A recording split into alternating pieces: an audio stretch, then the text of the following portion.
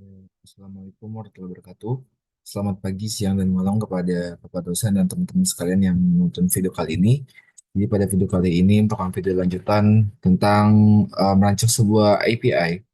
Pada video kali ini saya diminta untuk merancang Simple Authentication API menggunakan Code Igniter 4 dan SMTP, serta nanti Postman untuk mengetes apakah kode sudah berjalan dengan lancar.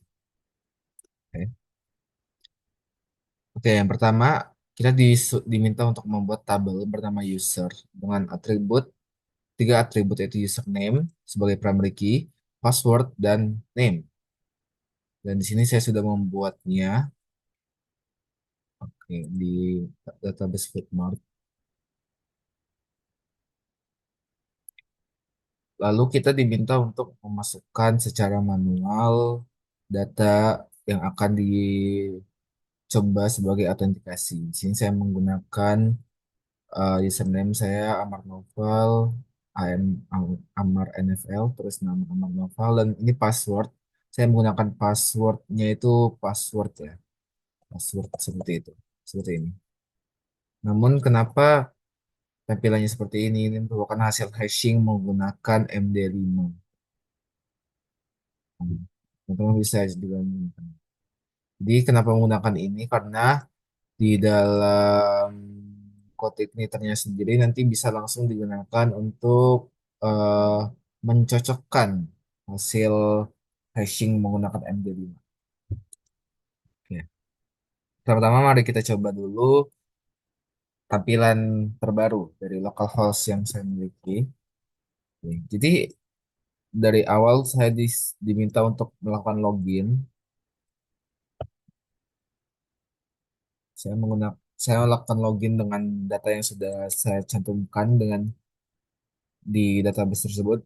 Setelah itu, setelah melakukan login, teman-teman sudah bisa mengakses semua fitur yang ada di website localhost.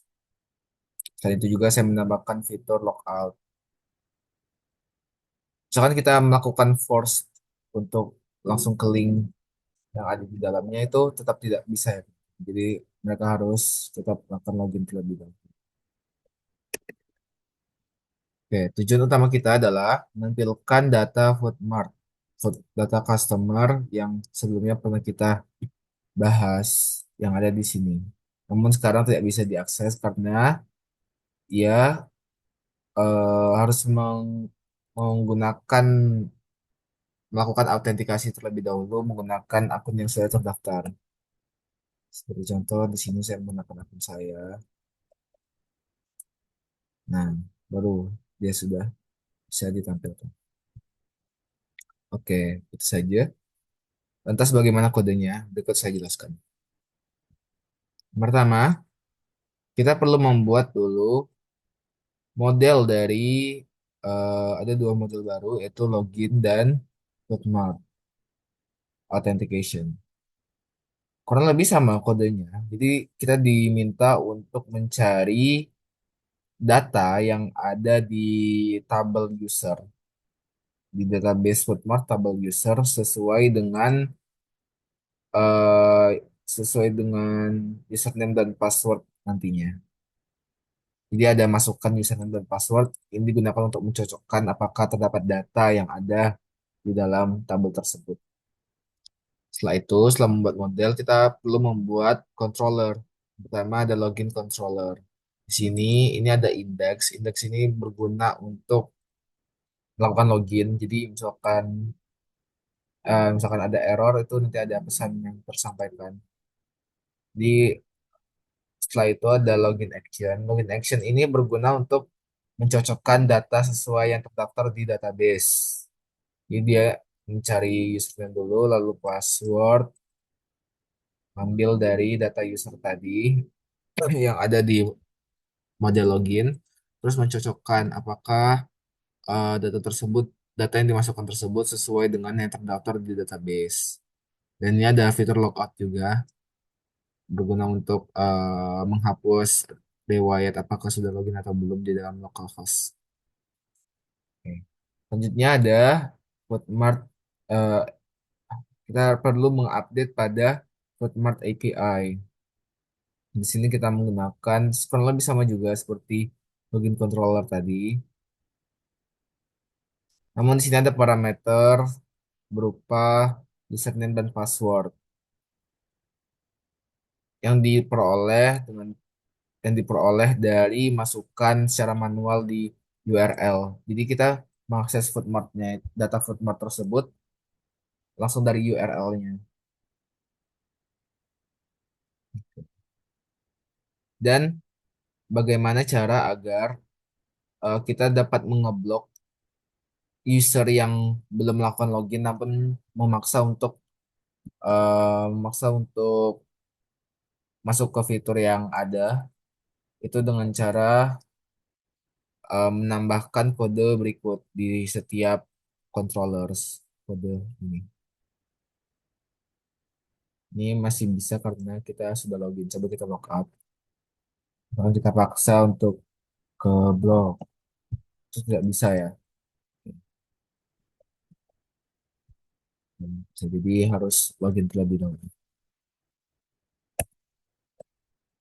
Oke, lalu kita coba dengan me- me- mengecek di Postman. Di sini saya sudah coba ya. Lalu kan kita eh passwordnya ngasal. Oke, ada terdapat pesan wrong authentication. Jadi passwordnya salah ya.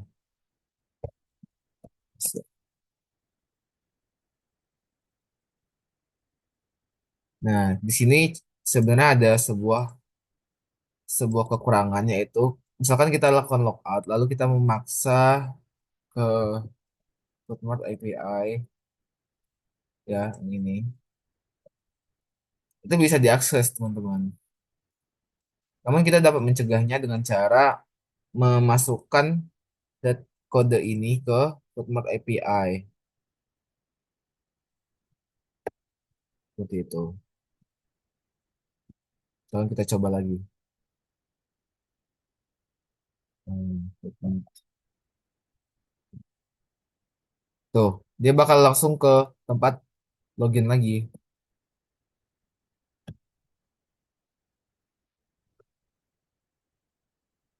Dia direct ke halaman login.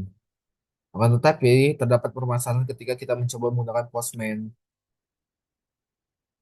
Nah, dia tidak bisa membaca data yang data tersebut. Jadi mari kita balikan seperti semula. Oke. Dan jangan lupa untuk melakukan update terhadap roots di config ya. Di sini saya mengupdate Foodmart API dari semula ini yang di komen menjadi ini. Selain itu juga tambahkan login, logout, dan login action tersebut. Oke. Dengan dengan berakhirnya penjelasan kode tersebut, sudah berakhir penjelasan terkait pembuatan Simple Authentication API. Berarti kita sudah berhasil membuat fitur tersebut. Cukup sekian dari saya. Wabillahi taufiq wal hidayah. Wassalamualaikum warahmatullahi wabarakatuh.